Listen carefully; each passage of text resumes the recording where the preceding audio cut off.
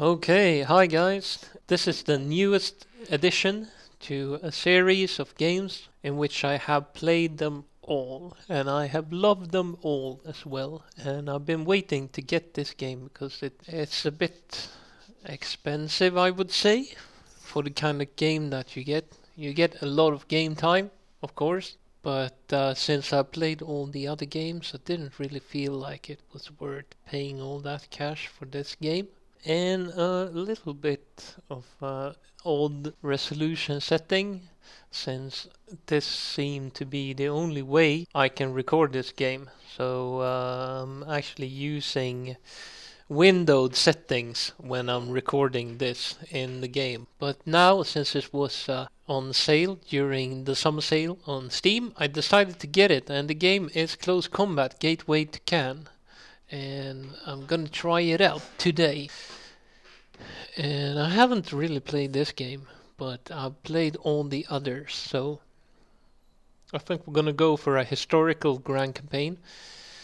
And I'm just gonna show you the mission setting. I'm gonna command the allies, and I've set my troops to the green settings. That means my troops are fresh from the UK and the US. They haven't seen combat yet, so yeah, the Allies made their landing in Normandy, and this is wave after, or perhaps the wave after that. That's actually pushing on towards Caen, and yeah, they're more or less green. They have basic trainings. They're not recruits, and I'm not gonna set the Germans on veteran. I'm gonna set them on linear or line, since they have a vast portion of veterans in their army, or had during the Normandy campaign, but there was also raw recruits from the main heartland of Germany. So I'm gonna put it on line, and we are going to end the battle when the force morale gets too low or the time expires in 30 minutes. That means that I don't have to chase the enemy around every nook and cranny of the map to end the game. So that's kind of cool. Or I need that to be able to play. So yeah, Operation Epsom, yeah, sure.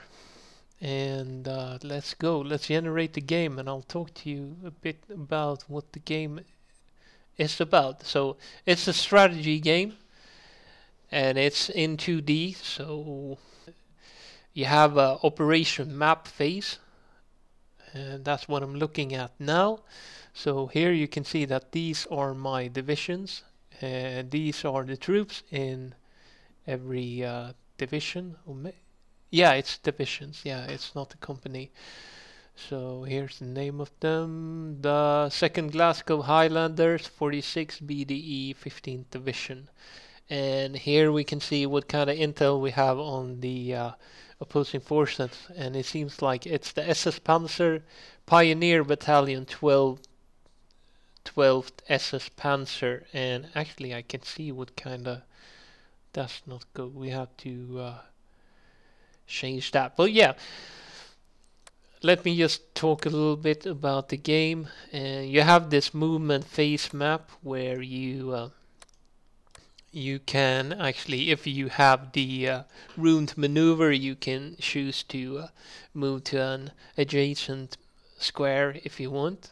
But since I'm in combat here, I need to resolve this battle first before I can move on into Shaw if I want that, or La Hotte de Bosque, or maybe 100 here, but I can only move one square at one turn. And it seems, as you can read down here, the scenario starts at the 26th of June 1944 at 0600 hours. And here's my support. I can choose to give these guys, if I think they need it, some artillery support, and I just drag the icon over to them and I put artillery support there. And I can also choose to get heavy artillery support, or give them heavy artillery support. So now they have heavy artillery support and heavy mortar squad in support. And additional to that, they also have 2 3-inch mortars here and a Churchill mark. It doesn't say, but these are the crewmen if you're interested in that. Okay, so it's actually we've actually fast forward to the second battle on the campaign. I recorded the first battle, but the mouse cursor wasn't recorded in the game because I had messed up the settings with my recording software. So hopefully I have that corrected now, and we can get on with the campaign.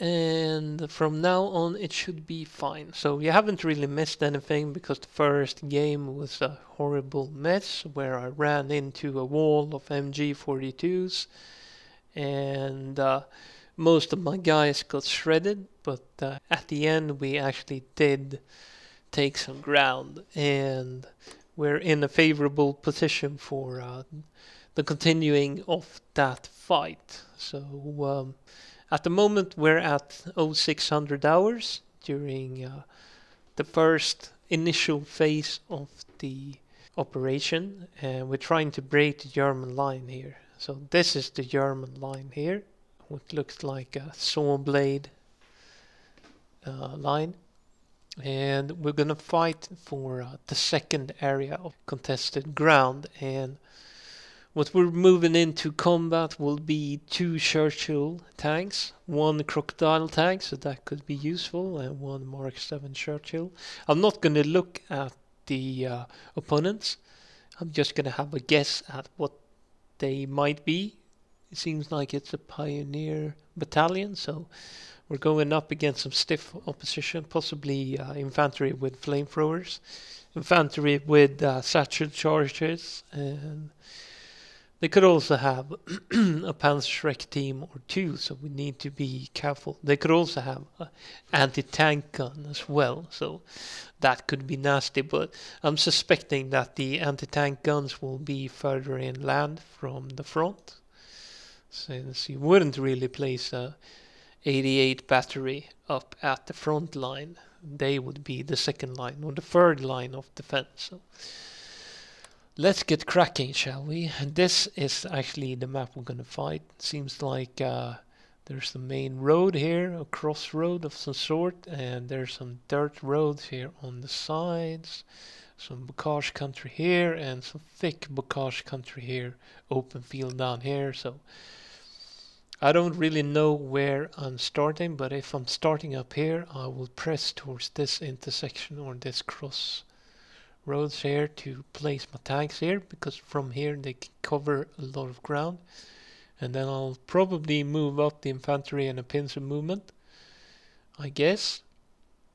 I might also bring a Churchill tank with me this way, possibly the crocodile, so that tank can actually burn down some trees and kill infanteries in the tree line, cover my troops as they move up on these what looks like apple orchards. So I don't know anything about this map. I've never played it before, so let's get going and see what we can accomplish today. Maybe we should just go with what we have at the moment. Yeah, let's go with this. This will be fine, and see what happens. So it seems like my troops can actually move up to the bocage here, or the hedgerow. So that's great. We do actually want them up there. We do also want the mortar squad in cover in this cornfield here. Great cover. There's also great cover in this hedgerow, but if you look at here, the muddy road, that's also great cover. Weird. But here on the paved road, it says that it's poor cover. If you look down on the left, bottom left corner there on the screen, you can see that we're actually at the moment 69.5 meters over the sea level.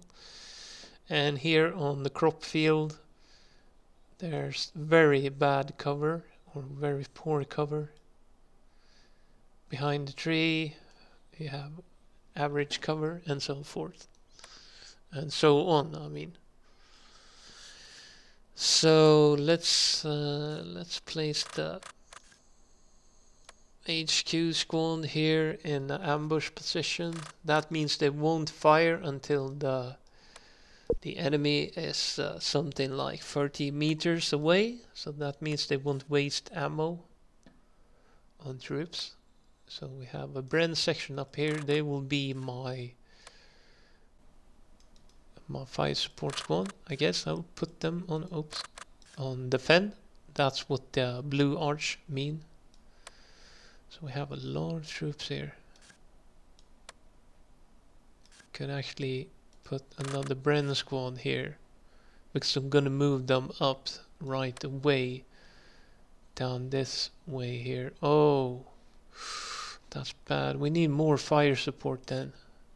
Let's put another Bren team up here. Bren section here. We need them on the right, the left flank, I mean, excuse me.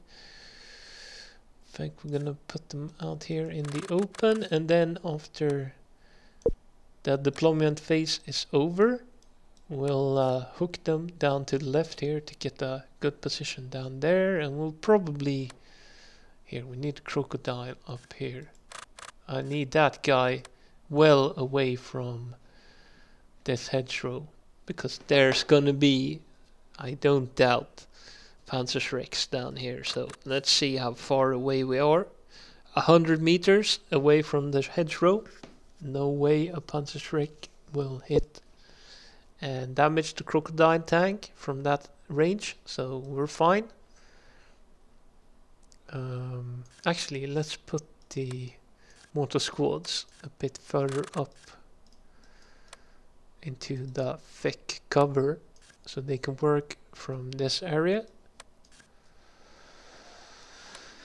And let's put the last Churchill down here in a good defending spot. And we also have the Piet support team. I think I'll put them up here just in case there's some kind of armor moving up.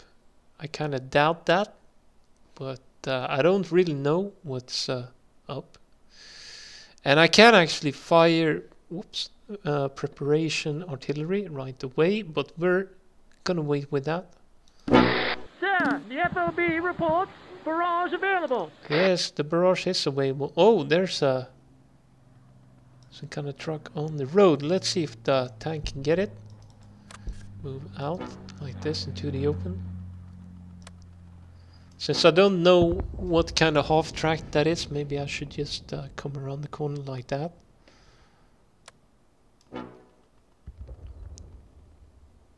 And this is really the only flaw in this game. The AI and the pathfinding can be bad at times, or abysmally bad even. So you really need to babysit your troops to make sure they make the right decisions. So you guys can actually move up. Let's see if this tank can spot the half track down the road. If it can, that half track is done for. Yes. Okay, so knock it out. We don't know what kind of half track that is, but if we can knock it out. That's the SDKFS 251-/2. I don't know what kind of half track that is. But let's check. Alright. So they're reloading and they're firing AP rounds. Why are you doing that? That's a half track, dang it. Don't need to fire AP rounds on it. So meanwhile, let's move up our rifle section and the Bren section. And we can also move up our fire support section here along the side if we can. Take up some positions here on the flank. There. Maybe they will spot something. And they're reporting the SDKFS is out. It's smoking, so that's good. You can now proceed to defend the area.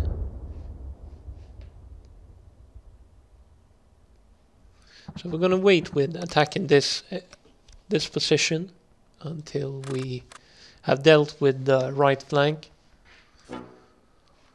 I think. Let's see if we can move up some troops. Get them in a good scouting position on that Glasgow corner hedgerow. So we have mortar support and heavy artillery support at the moment, so that's good.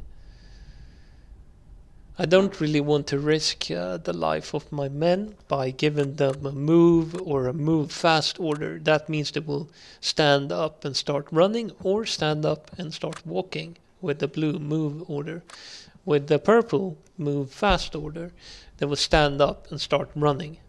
And that means that every German down here, including the artillery, will start, if they have artillery, that is, the Germans, will start firing on those guys. But maybe I could actually use the move order, because they will go to prone if they take fire. Just to lure out the Germans, see if they start firing. I'm also hearing some kind of fire going on. But some of it are just ambient sounds. So let's see if we can move our men up this way. Let's put the rifle section here in the fire support row. And move the HQ over to that area. Here we can see the area of influence that the HQ platoon has. So these guys are relatively fresh troops straight from the UK.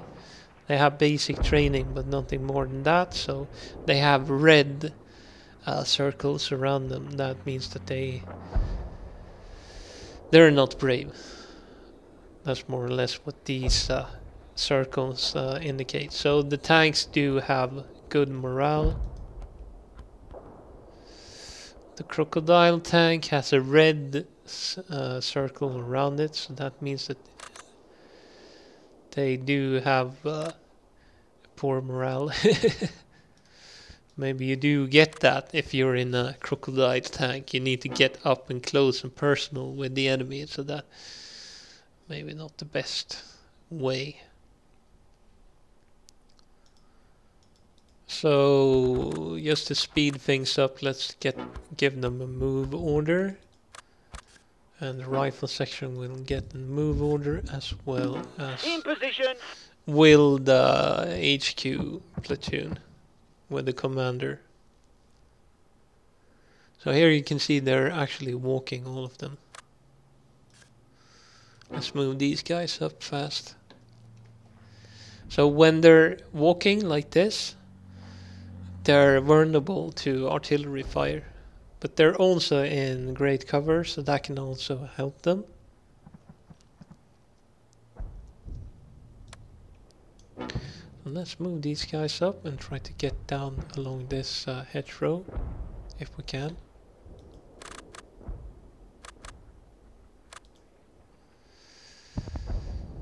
Seems like we're actually doing fine. We're doing a lot better than during the last game, where as soon as we moved, we started taking MG42 and MG34 fires.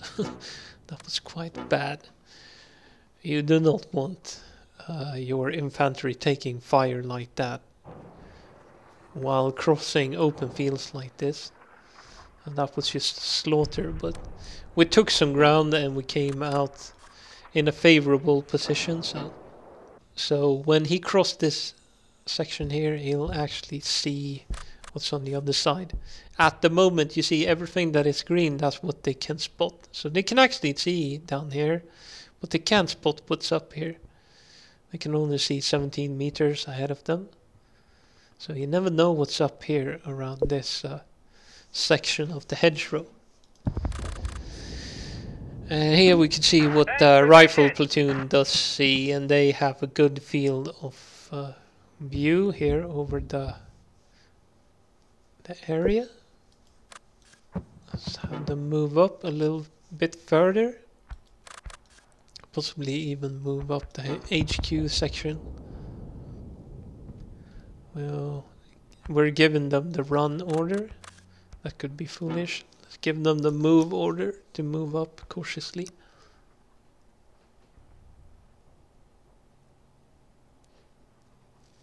Redeployed. So let's have them sneaking up towards the capture point. See if we can find any kind of opposition here. These guys are actually winded from crawling. These guys are, whoa, fatigued and winded. Oh man. Maybe we should let them just recuperate for just a little bit. So we have everything in control here on this flank.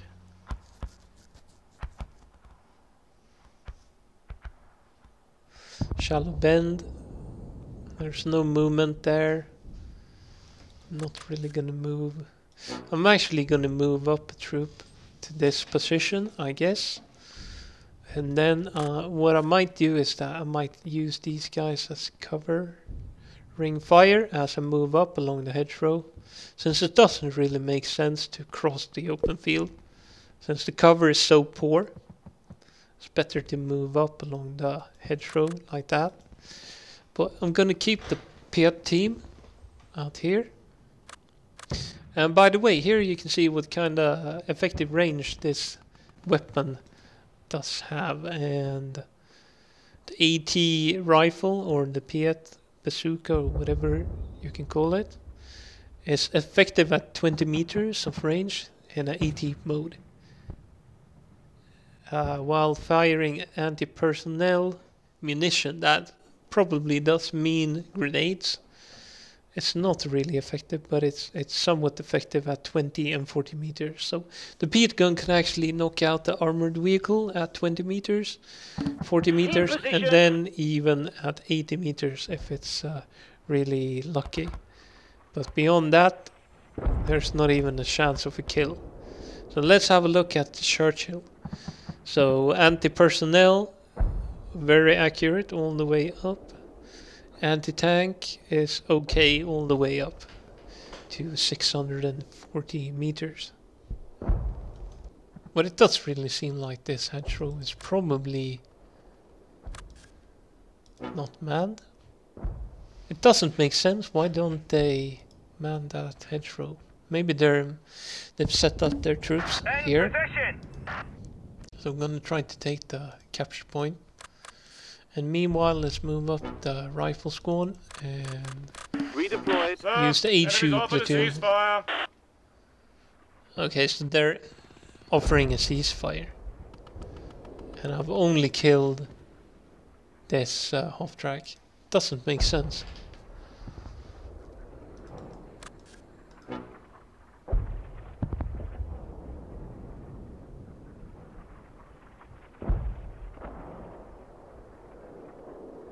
So once this squad gets a little bit closer, we capture the point. And meanwhile, let's move up the tank a little bit further up. But I don't want to get within 80 meters from this hedgerow line here, because that means that the Panzerschreck might hit my Churchill in the side, and that will actually knock it out. So I'm gonna put these guys on defend, I'm gonna put these guys on ambush, and then we're gonna start moving. Redeployed. We're actually making progress, so that's something. Let's see if we can force or navigate the hedgerow. In position. Kinda doubt that, to be honest. Let's move up the infantry. Probably the crocodile will go through this way, and if it does, that's fine. We'll just place it up here. Actually, that was a better idea, so thank you for that, crocodile. Nice solution to my problem. But crossing the hedgerow will take forever. Since you'd have to crush trees and stuff to get across. So we have movement orders down here and here. Do we move these guys up and then move the HQ squad up to this section? Actually, let's move them down here, to be honest. Seems like there's no Germans around. I don't know.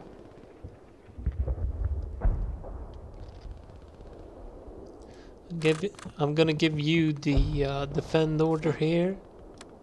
And then we'll move up.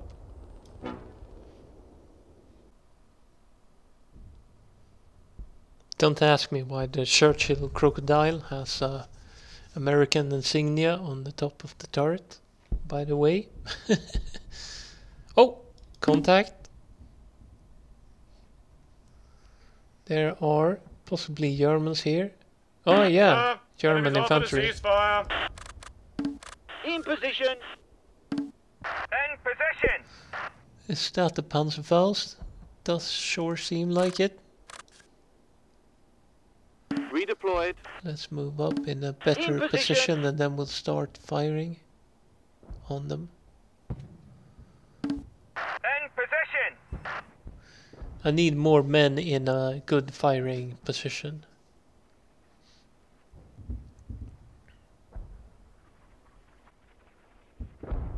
So now we've actually located the enemy. Okay, so you guys, you move up. You guys, you stand here and defend. Okay, so they've spotted my troops. What do we do? Do we... No. I do not want to call down Area RT. secured. I don't know whether that's just a machine gun squad. Could be 3 men only. Oh, we have artillery incoming.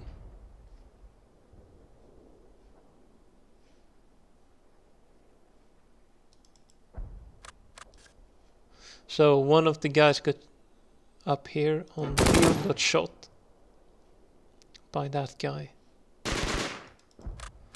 Alright, so let's move up, tank support, and deal with that machine gun.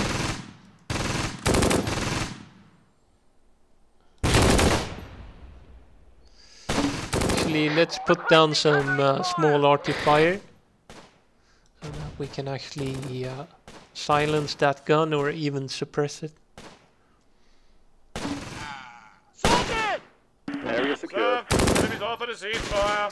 My guys are actually getting hit. One has been hit so far. Whoa, we have RT incoming as well. Should probably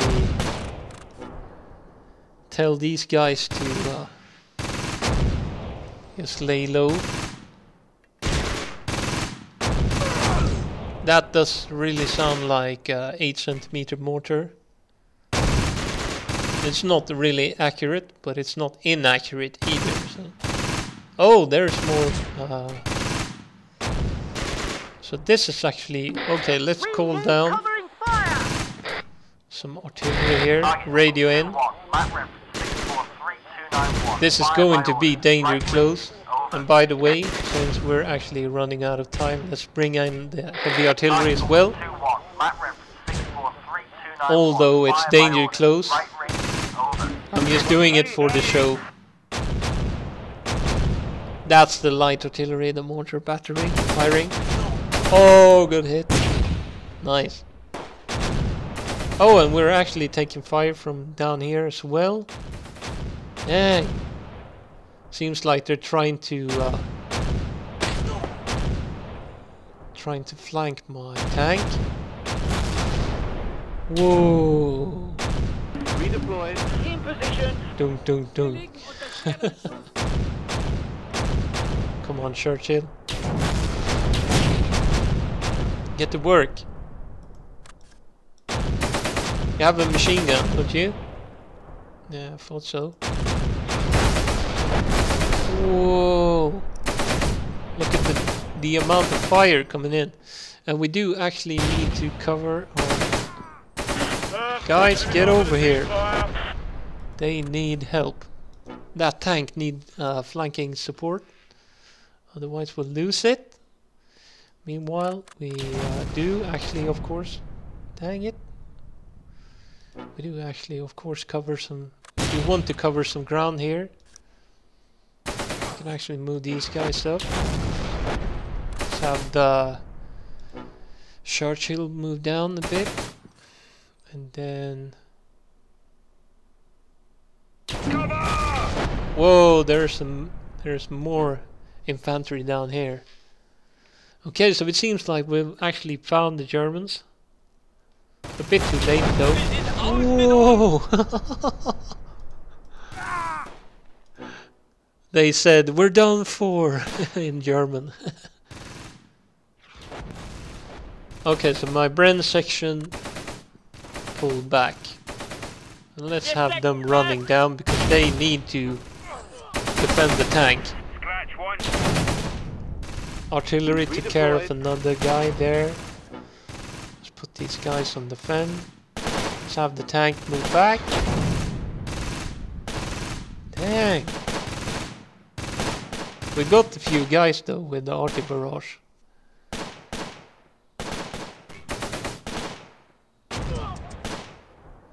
Whoa, arty coming in on my troops here. Dang. Unter schwerem Beschuss. We're under heavy fire. Can't go there. We can't go there. Uh-oh. Oh shit. No! Fuck. They knocked out my Churchill. They moved up men along the tree line, and then when they had a good firing solution they just took out their Panzerschreck or Panzerfaust and knocked out my Churchill. Damn. Wizard shooting, man! Now we're in the shit. And I've lost the tank. That's horrible. Let's see, where's the tank? Okay, so seems like it could be on the move up here. Would be nice to get it out on the field. Also taking some fire here. So you guys, let's have you starting opening up on that Pioneer squad.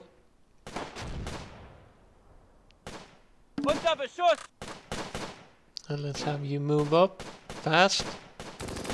They're actually taking a good way, or a good path to get up here. Moving up along the river. Yeah, actually, let's have you guys move all the way up here. So the Bren gun is actually working as well. No, that's the MG34 firing. Let's see if we can flank these guys and get them while they're... We can set up here. We can fire down along the trench or along the... What's it called? The stone wall. That's it. Okay, so that's the end of the game. So here you can see how much ground I actually captured. And what's almost black, that's the area that where the German troops can set up. They can actually deploy here during the next game and here, but they do, of course, since they are defending, they want to keep these objective points, but they could also choose to position some troops here and try to flank my whole force, or to cut them off by taking this capture point. So that was an interesting game. Nothing happened for a long time. And then all of a sudden all hell broke loose. That was just like a real war. So nothing happens for the longest of periods. And then they're shooting everywhere and people are dying left and right. So we lost the tank. That's a terrible loss. And yeah, Allied minor victory. I could almost be satisfied with the draw here, since we lost the tank. They actually did lose a Nebelwerfer or a mortar half track, so that was pretty good. And they lost some infantry, but we lost the Churchill tank, dudes. That's not good. And I'm not sure we're getting another one, so but we killed one leader, one commander, perhaps, and then we wounded 3 of them, and we wounded 8 infantry. We knocked out 1 half track, and we had 9 casualties in the infantry, and then we had 3 casualties amongst the leaders, so that's kind of bad actually. Not the best game, but then again I have fresh troops, so I need to they gain experience for every fight that they're in, so piece by piece there will be more experience. So here you can see this is the company platoon, the platoon commander squad. And this is what they did. They got the equivalent for a Purple Heart on the UK,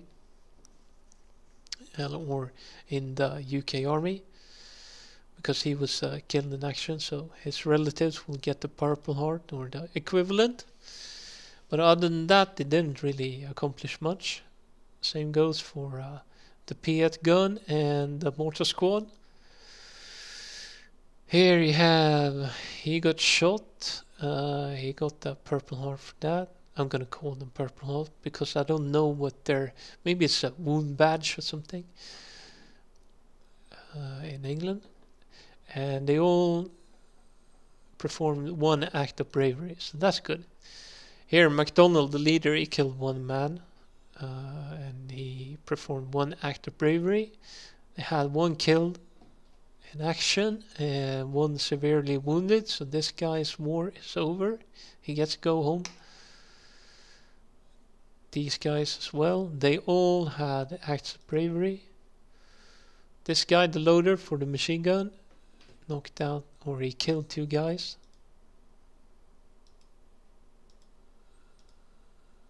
So this tank that got knocked out, fortunately not many of them died, just assistant, but they had a few kills and a vehicle kill. But other than that, nothing more. So that was that game. So let's move over to the campaign map, see what happens.